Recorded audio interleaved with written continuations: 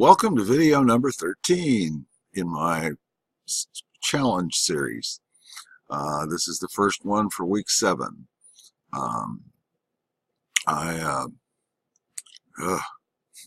I've been dealing with a bit of a slump, but I know pretty much what's causing it. The weather has changed.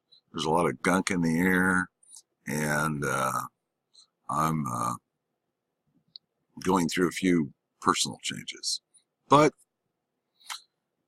every path has its speed bumps, and provided that you remain aware of, basically what's going on, you can usually deal with it. There are some things that are easier to deal with than others, but yes, every path has its speed bumps, and we learn to be confident that we'll come through on the other side, and that we'll learn something from the process. Sometimes something about ourselves, sometimes something about our environment. I was talking to you last time roughly about things like assumptions and the power of logic. Those are vital tools in your effort to become all you can be.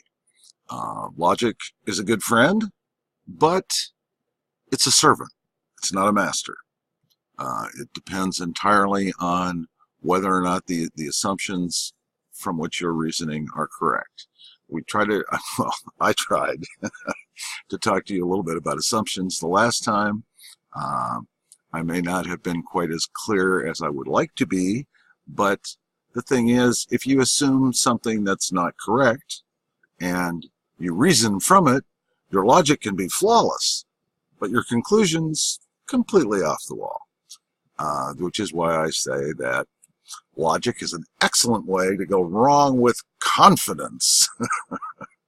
But it's also your best friend. You simply need to examine your assumptions to have a better idea of whether or not your conclusions are correct. Your logic, as I say, may be flawless. There's for those of you who are interested in learning more about the standard forms of argument and things like that, there are just oodles of resources available on logic and symbolic logic and things like that. As a matter of fact, it's one of the mainstays of modern science, and that's symbolic logic. Symbolic logic is also used in developing computer algorithms. Those are basically recipes to solve problems using mathematical applications on the computer.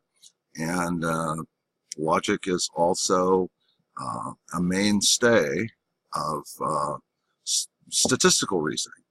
One of the things that many people who use statistics do not always understand is that there can be a number of explanations for your result, which may or may not have much to do with the thing that you're studying, the experiment you're doing to produce the result. One of these is called this, and again, this goes back to a certain extent to this notion of assumptions. If you assume that something is the case, then of course you're going to reason from that. And if you're conducting a statistical study, you're going to collect your information with that in mind. However, you have to be a little cautious, because you may actually be collecting information that's caused by something completely other than what you're studying. So all the claims you make may really be relevant to another cause. They may have little or nothing to do with the thing that you're studying. One of the examples of this is Oh, for example, so let's say you're looking at the fluctuations in the price of a commodity, like say, oh, apples or grapes or tobacco, for all that. And you look at the markets, you study the curves, and you formulate an idea that, well, the price uh, fluctuates seasonally. Well, of course, these are agricultural commodities. But making that assumption, which on the face of it is completely logical, disregards some other factors. There are sometimes new products are introduced which will make more of a demand on the commodity. Sometimes various interests will try and corner the commodity, making it artificially scarce. You have to take some of these market fluctuations into consideration as well. However, you may look at it over a period of time and say, oh, well, it fluctuates pretty close to the way the seasons do. Well, I mean, are you really charting the price of the commodity? Or are you just looking at the weather? It's a question you need to ask yourself. You need to maybe study some other factors rather than just purely the price, because there are other factors that affect, say, for example, the price of a commodity. That same holds true in many other things that you might study. Now, sometimes it's also the case that just because of the way the numbers work, or the way you scaled your responses, if you're taking, like, opinion polls, or asking people to rate something on a scale of 1 to 10 or whatever, however you're quantifying your results, sometimes simply the nature of numbers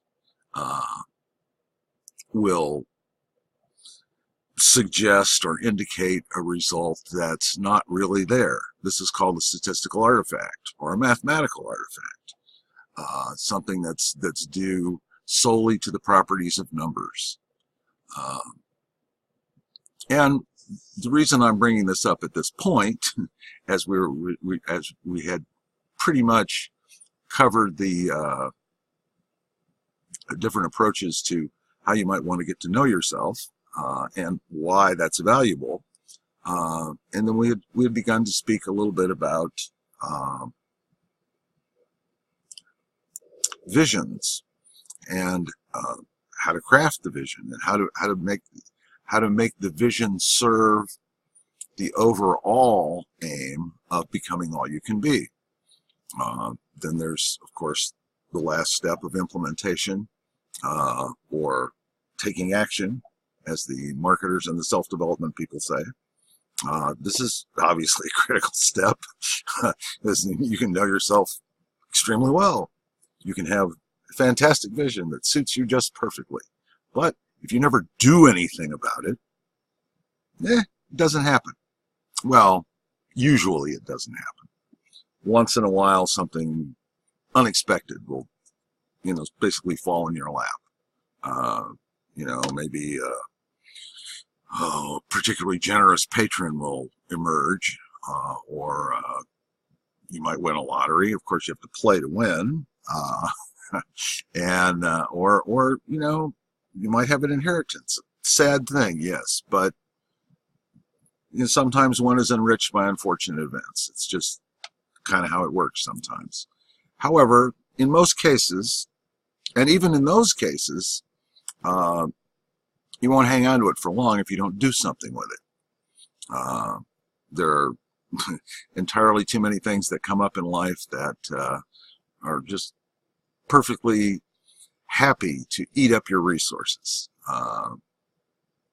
One of the things that you have to consider is that if you do come into a windfall like that, and you invest some of that money in, like, your business, or you use it to make an investment, that's tax deductible. That's one, at least that's one of those sort of hungry dogs circling around the edge of your income that you can, to a large extent, counter or avoid. I mean, you have to do something with the money. It's not like you can just sit on it. You just sit on it. Yes, they will tax you heavily, especially if it's a large amount. But anyway, let's see if I can relate all this stuff together here. So what we're saying is, drawing it together, logic is an excellent tool, but it's a tool. You always have to double check your assumptions. And statistics, while one of my instructors in college, I have a degree in statistics, describes statistics as being something like a bikini. It says what it reveals is interesting, but what it conceals is vital. And, you know, statistics can be like that, especially if you have some of these situations cropping up where, well, you know, what you're trying to study and what the numbers are telling you is actually due to an underlying factor that really doesn't have anything directly to do with your with what you're studying, or sometimes it has to do with simply the nature of numbers, the properties of numbers. I need to. It would be good if I had an explicit example right on the top of my head, but I don't right now. And then anyway, tying this together, these are some additional tools that you have, and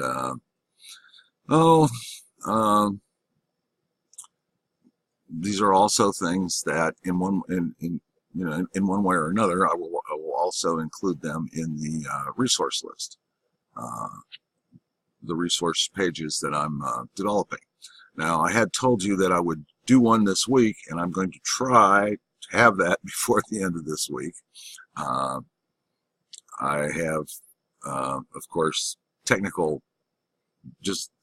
issues to deal with to get it up and running. I'm trying to build it in WordPress. I mean, yeah, I could just put up a page as it is, and you know, put it as a link or as a posting in my Facebook page. But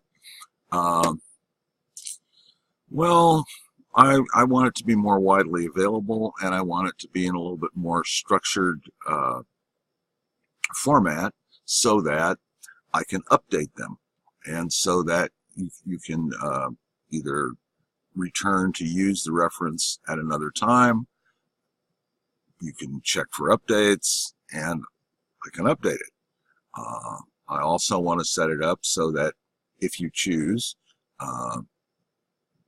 you can give me an email address, and I will send you.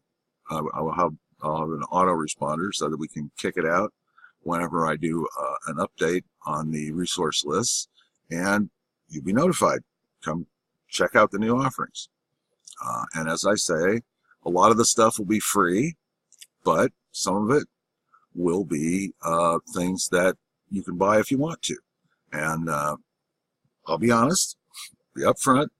I do affiliate marketing, and on many of the things that there's a cost involved with, I might earn a small commission, which will help me to maintain the resource pages and to continue to make these presentations. Now, you're not under any obligation to buy through the page if you decide to buy anything. And of course, there'll be a fair amount of free stuff there. So anyway, I'm going to cut this. Well, actually, this is about right. About 15 minutes is a good length for these videos.